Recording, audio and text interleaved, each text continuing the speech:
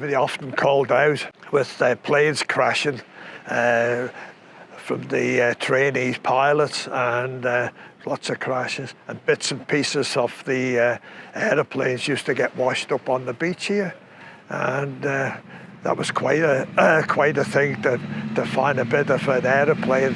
That was a treasure, bring it home. In fact, one day we had a fair size of the wing, and over the far end of the promenade, and we come up the steps, and the Peveril Guard soldiers spotted us and told us to stop because we kept on running, and we went right over to the end. And I often think where you kicked the rock, and we went straight up there if it wasn't there, and right up round Ballaquain till eventually we got into the back garden of my house, and then all the lads used to come and end around for weeks after to see this bit of tail of the aeroplane. Yeah.